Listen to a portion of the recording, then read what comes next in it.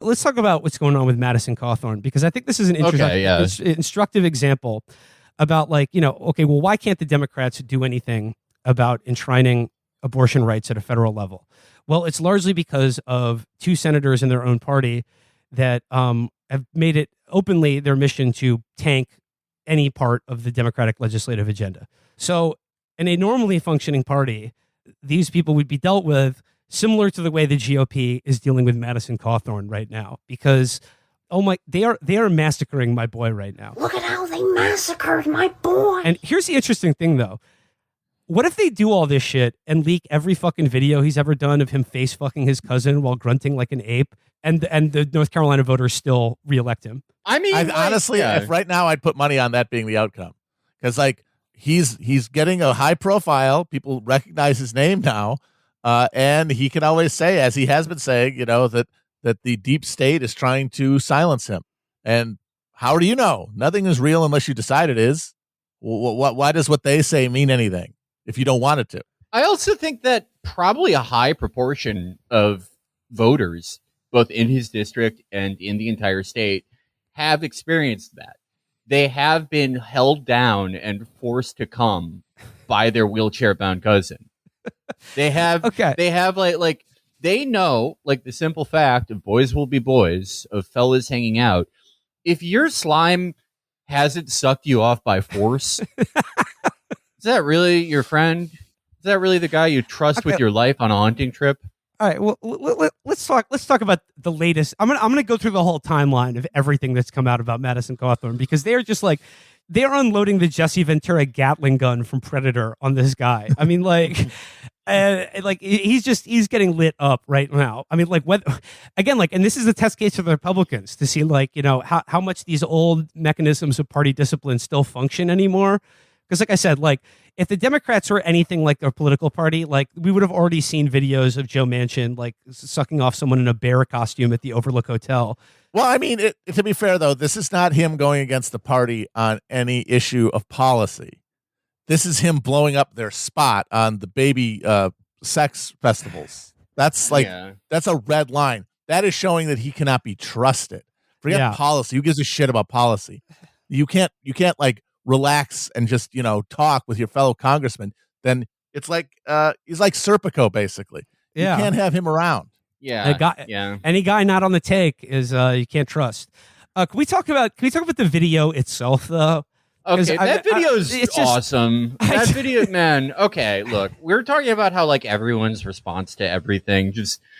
Look, it's probably just the virtue that I've been looking at this too long, and everything disgusts me. But I've liked the people who are just, like, so reactive to anything that, like, they see Occupy Democrats or anyone, like, making fun of this video and are, like, just instantly, like, pretty much sight unseen are like, there's nothing funny about Madison Cawthorn raping his cousin in the hotel room. And it's like, I'm sorry, that's the funniest thing I've ever seen. Or saying hilarious. Or saying it's like, a lot of liberals are really showing their homophobia to call this gay. And that is not, like, no, gay guys had sex like that, there would be like a 20% mortality rate. It shows, if anything, it shows why straight guys can't have gay sex. They're terrible at it. They'll poke an eye out doing it like that. That's probably how he really, like, is in the wheelchair, is trying to do that, and they invented the story about drunk driving. But in the video itself, it's like, okay, he's sort of like chanting and sort of hooting like an ape while he face fucks his cousin while he's completely nude, his wheelchair in the foreground, and then at one point in the video you can hear his cousin go, "Your dick and ass is in my face, haha." Oh my, oh my, oh my, oh my, your dick is in his face. Your ass is on my face. Oh my god. Okay, but like, let me give you, like, okay, you could say, okay, like so one might be inclined to look at this and go, this is homosocial bonding among alpha males, like, any guy who's ever been in a locker room has face fucked their friend, Absolutely. And it's just like, look, I mean, even if no actual oral penetration occurs, it's just sometimes you got to rub your cock and asshole in the face of your cousin. But I would just like to give a little bit of background on Madison Cawthorn's cousin, who also works for him. I'm just going to read here from Newsweek. And this was referring to the video showing him being groped or having his cousin grab his dick. It says here, the brief cell phone video records Cawthorn saying, "I feel the passion and desire and would like to see a naked body beneath my hands."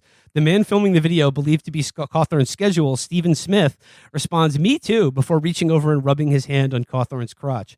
Smith is also said to have lived the GOP lawmaker in his home in Hendersonville, North Carolina, for free ever since the freshman congressman took office. The pair are said to be so close that Smith joined Cawthorn and his wife on their honeymoon in Dubai in April 2021. Okay, well, I'm sorry. Like, love that. If you're taking your cousin, who you routinely and as Madison Cawthorn said, in a crass display of foolish behavior, the cousin who you routinely videotape yourself sexually assaulting, if you take him on your honeymoon with the wife you just married, I'm sorry, it's a little gay. Didn't she divorce him like a year later too? Yes. Yeah. They got married in April 2021 and they're already divorced. Damn. Well, I mean, sometimes you finish the marriage quick. Sometimes you do everything you need to do. I mean, I do not think, I want to state for the record, I do not think they are in a gay relationship with each other. Why would you bring the cousin that you live with to your honeymoon? Why wouldn't you? You want to have a good time, right? Yeah, what, you spend spend the whole time just with some broad. Oh my God, talk about boring. Jesus Christ, what would you talk about with her? Yeah, like, look at the sunset. No, I want my cousin there. I mean, I don't know. I agree with Madison Cawthorn that like all of his voters do this stuff. Don't you? Don't you think this is just like a thing that they all do in South Carolina? Do you remember that video we talked about a few months ago that was from the high school in like Kentucky? And it was they were doing lap dances for the principal. Yeah, like the kids on the football team were like wearing bras and grinding on like the football coaches, and people there were like, "Whoa, we've been doing this for like 300 years." This is I tend to believe them. To quote Justice Samuel Alito, this is a tradition deeply rooted in American history. Absolutely. Yeah, cousin shenanigans, cousin goofs. It's just roughhousing. It's just roughhousing. But his frottage with cousins is not the only thing he's getting sprayed with right now.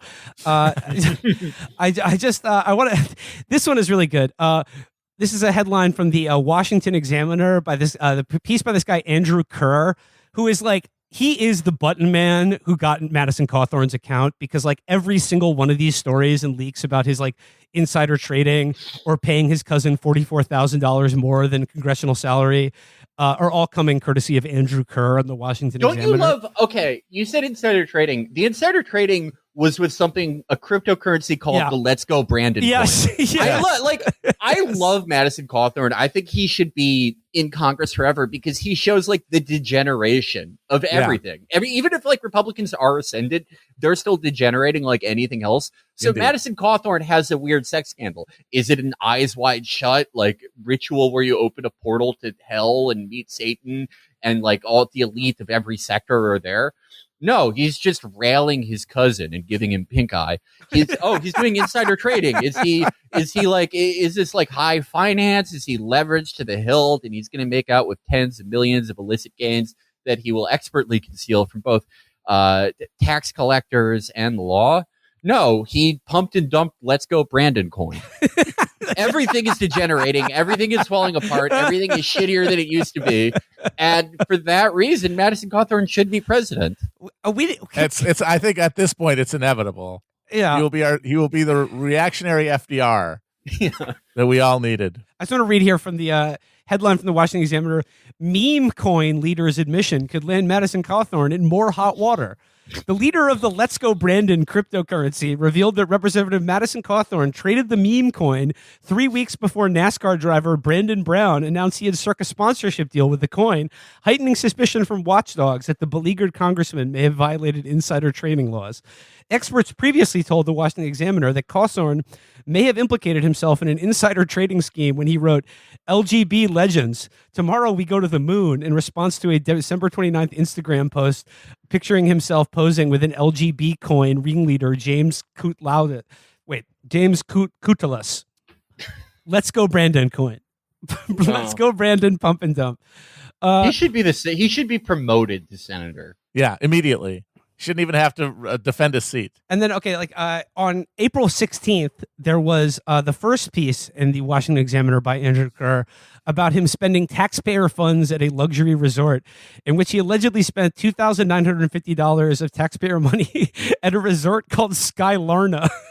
It's a resort called Skylarana in his hometown of Henderson, North Carolina, and wrote it off as a legislative planning food and beverage expense and a $5,000 total 4-day event, including trips to Bojangles and Chick-fil-A. One day it's Kennebunkport. The next day it's Skylarna. He's not even going on vacation anywhere. He's like where he lives. Yes. He's like, oh, I have to go to Skylark in my hometown for vacation. Skylarna is like, sort of the sandals resort of, the state of North Carolina. It's where cousins go and secrets are exchanged. Man, cousin key party. Awesome. I'm imagining like a cousins only version of hedonism. Yeah. Like no children only, and you have to show your cousin relationship before you're let in. Cousins only. If there were videos of him like doing eyes wide shut shit, or even having penetrative sex with someone other than his now ex-wife, they would be out there. But instead, they're getting him giving his cousin a detached retina just by the force of the head of his cock. The other funny thing about the video is that, on its own, it's pretty hard to tell what's going on at all in the video, let alone if it's Madison Cawthorn or not. But then he immediately was like, there's a video of me out there, and yes, it's part of it's the latest hit on me by the deep state, but I would just like to confirm that, yes, that is me on the video, face fucking my cousin and hooting like an ape. Well, I mean, even if I were in the House and I had the opportunity, I would never censure him. I would never impeach him for what is in that video. I tend to agree with him that this is cousins in their natural state. Okay, and then there's another Madison Cawthorn thing. The dude keeps bringing loaded guns to airports. This is the second or third time it happened, and this was on April 26th. He was caught by the TSA carrying a loaded 9mm in his check-in bag, his carry-on bag. So I mean, I understand you're a congressman, but I don't know, unless you're flying private, how are you going to keep trying to bring a gun on a plane? It's that is a stupid, that's a stupid thing to do. I think Barry Switzer did that one time, the notoriously oafish coach of the Dallas Cowboys. It's not there's no way that you can squint at that and make it anything other than someone just being a moron. It's sort of maybe he just forgot it was in his bag. We've all been dumb. You're going to the airport, dude. We've all been at the airport, and then you're just rummaging around through your bags to find whatever drug paraphernalia is in there that you've forgotten about, and you don't want to end up in a box for the next 48 hours. But let me ask you this, because this is the question everyone is raising about. Like I said, the Washington Examiner and Kevin McCarthy and whoever is in GOP leadership is doing to him right now what he did to his cousin, but on a national stage. So the question everyone's asking is, why isn't he just naming the names of the people who invited him to the cocaine orgy? Well, because it didn't happen is the answer, I think. Is that he just wanted to seem like an outsider. He wanted to tease his Q-pilled audience, and he didn't realize, they do that. Yeah. Oh, they have stuff that they very much want to protect. And they do not want to have anybody in the caucus who they can't trust. Again, the result of just being stupid, being a dumbass, thinking, I'll just make up some bullshit about orgies and my moron followers will get a thrill out of it and I'll get some outsider credibility. And then they wheel his ass into the room and Kevin McCarthy gives him the Ned Beatty speech because he was too dumb not to do it. And that's why he will be president. You've seen his handwriting. He ruined his entire life for this. Well, we'll see. And by the way, everything. I mean, yes, like Matt, you answer the question accurately. I mean, the fact that he hasn't named names yet just underscores to me what was, all of our initial suspicion about this is that it was 100% cap that was 100% dead on accurate, but by accident. Yeah. And by the way, he capped so extraordinarily because he wanted to impress the host of the Warrior Poet podcast, who is a former Army Ranger named John Lovell, who calls himself a combat entrepreneur who sells emergency food and headphones. Combat entrepreneur.